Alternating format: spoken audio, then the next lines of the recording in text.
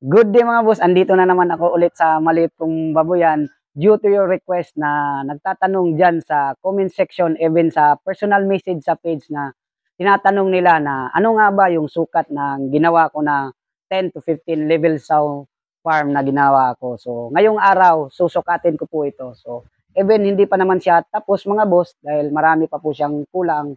So susukatin ko pa rin para makapagbigay ako ng konting idea sa inyo. So before ko muna sukatin to mga boss is bibigyan ko muna kayo ng konting kwento sa kung paano ko to nagawa. So way back in 2022, ginawa ko tong farm na to after 9 months.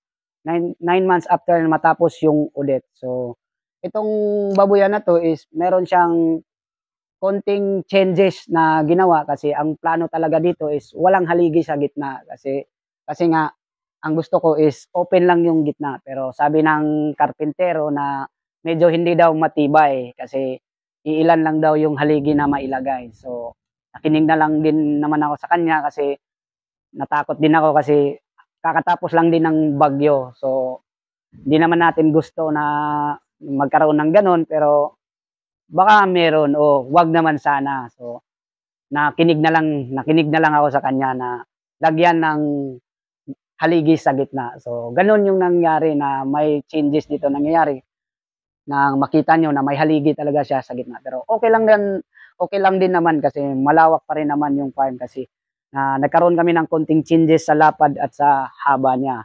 So, before nga natin sukatin mga boss, yung gagamitin natin na panukat is itong Metrosan na to. So, itong Metrosan na to is I think nasa 5 meters lang tata ang haba nito. Maiksi lang mga boss. So, before ko muna simulan na sukatin is papaliwanag ko muna sa inyo yung paano to susukatin. So, way back in college, yung panukat namin doon at may tinatawag kami doon na English measurement reading at saka metric system na reading. So, sa English reading, dito binabasa yung inches, foot, at mga even mile.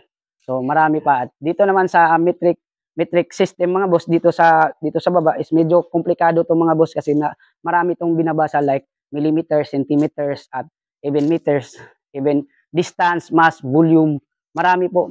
So siguro kung meron akong mali, if I'm not wrong, meron nanonood diyan ng mga engineer, comment lang mga boss para naman handa naman ako makinig sa inyo.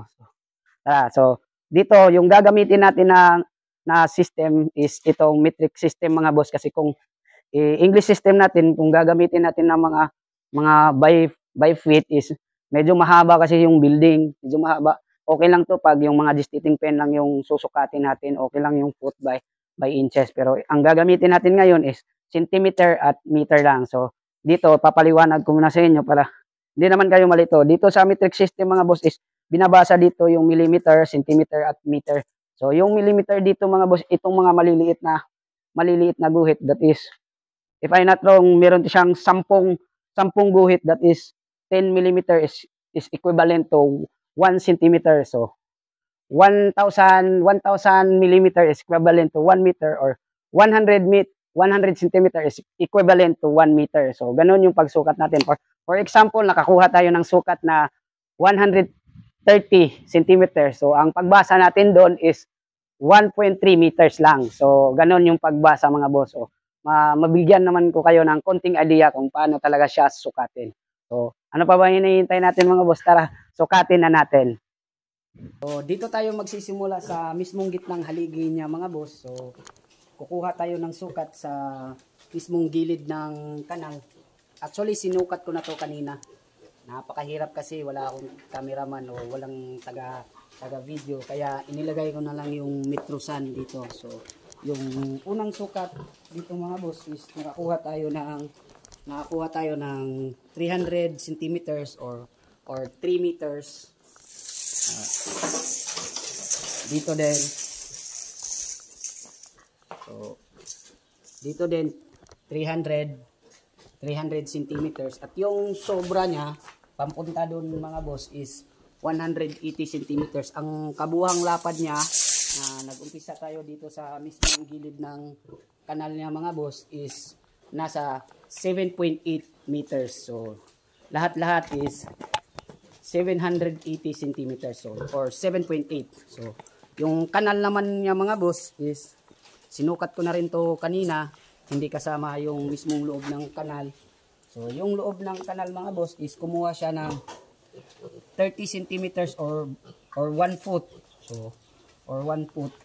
So, same lang din dun sa kabilang kanal kasi kapareho lang din ng lapad yan. So ang kabuhang lapad ng babuyan na to mga boss is 8.4 meters or 840 centimeters. In layman's term is 8.4 centimeters lang.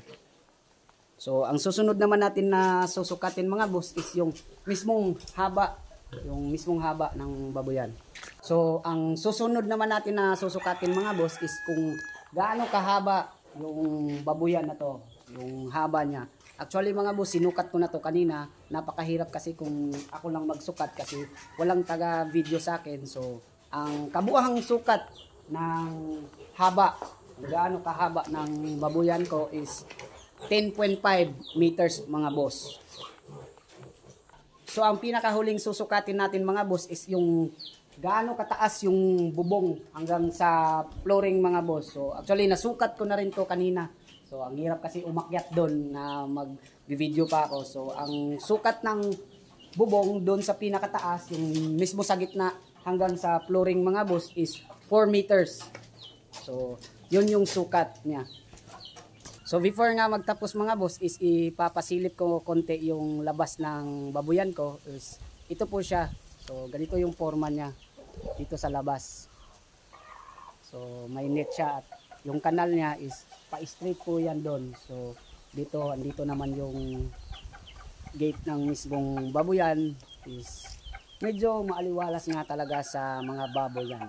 So actually konti pa lang yung baboy ko mga boss kasi nung mga nakaraan is nagkalpo ako. So for this year susubukan natin na magpadami ng mga inahin na gagawin inahin. So hanggang doon na lang siguro mga boss at maraming salamat sa walang sawa yung suporta, lalo na yung mga kahit hindi ko kilala. Salamat ng marami sa inyo mga boss. So that's all. Happy farming mga boss.